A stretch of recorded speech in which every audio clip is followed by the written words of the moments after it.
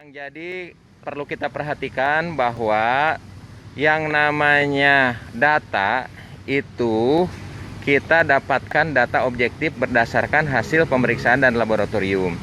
Jadi ketika ada suatu daerah teman-teman mendapatkan data tersebut, maka kita juga harus berlapang dada menerima apa yang tertulis dan hasil pemeriksaan tersebut dengan istilahnya kalau kita perhatikan dengan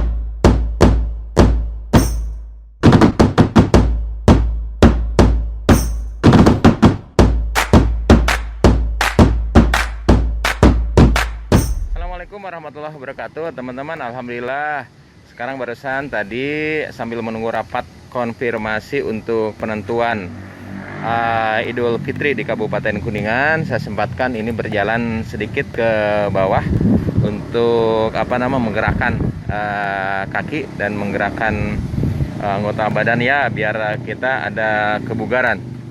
Nah, menyikapi fenomena yang ada di Kabupaten Kuningan pada saat ini, ada memang perubahan-perubahan yang terjadi yang cukup signifikan dari beberapa angka yang memang kita dapatkan pada hari kemarin. Yang jadi perlu kita perhatikan bahwa yang namanya data itu kita dapatkan data objektif berdasarkan hasil pemeriksaan dan laboratorium. Jadi ketika ada suatu daerah teman-teman mendapatkan data tersebut, maka kita juga harus berlapang dada menerima apa yang tertulis dan hasil pemeriksaan tersebut dengan istilahnya kalau kita perhatikan dengan semangat solusi.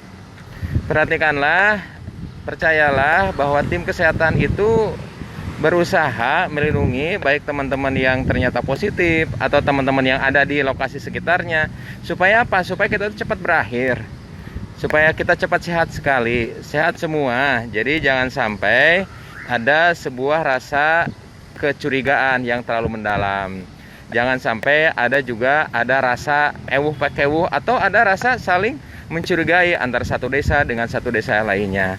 Andai kata ini terjadi, justru inilah menjadi sumber konflik.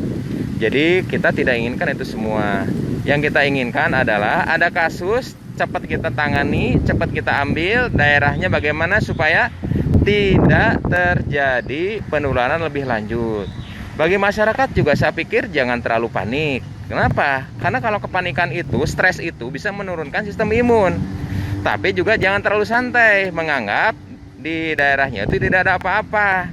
Terlalu santai juga salah. Kenapa? Karena akan mengurangi kewaspadaan.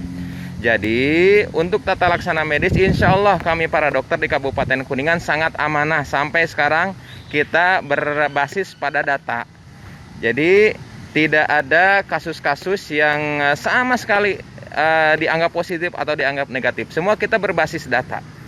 Jadi bagi teman-teman mungkin yang mendapatkan positif, jadilah teman-teman yang mempunyai semangat hidup yang besar. Percayalah, insya Allah kami akan membantu Anda, membantu saudara-saudaraku sekalian.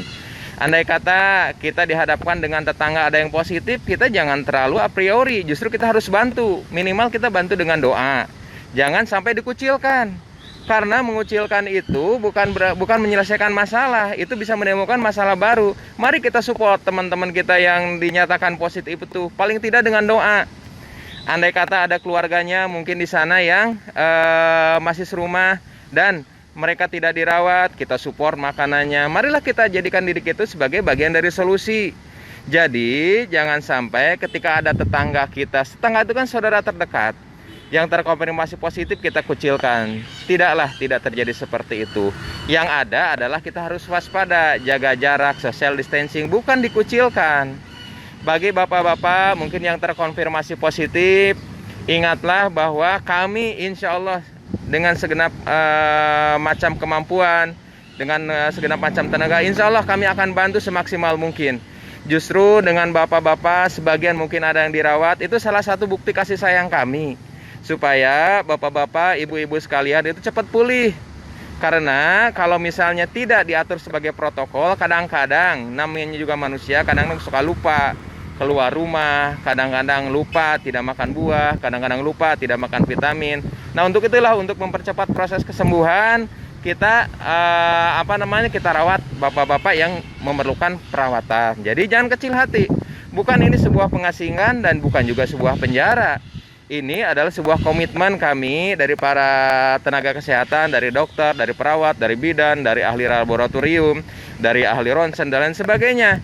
Untuk apa? Untuk membantu agar kesehatan bapak-bapak insya Allah harus cepat pulih lagi.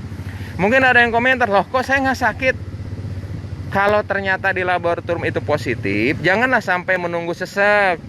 Tidak zaman lagi sekarang dirawat di rumah sakit itu sudah ngalempreh, sudah tidak berdaya, sudah sulit makanan minum, dibawa ke rumah sakit. Tidak zamannya lagi. Justru sekarang mah paradigmanya bagaimana agar orang yang tadinya merasa sehat tapi ternyata jelas ada gejala objektif, kita terapi sehingga orang tersebut tidak sampai bergejala dan kemungkinan sembuhnya itu lebih banyak, lebih besar lagi. Jadi teman-teman semua, marilah kita seimbangkan antara roja, antara harapan, antara optimisme dan khauf, antara ketakutan, kemudian juga kewaspadaan. Jangan terlalu santai juga menghadapi fenomena yang telah ada datanya, dan jangan juga terlalu takut berlebihan, karena takut berlebihan itu bisa menurunkan sistem imunitas yang ada di dalam tubuh kita. Sekali lagi, jadilah diri kita itu menjadi bagian dari solusi. Bantulah teman-teman kita, saudara-saudara, tetangga-tetangga kita dengan tetap menerapkan kaidah-kaidah social distancing supaya mereka itu justru tersemangati.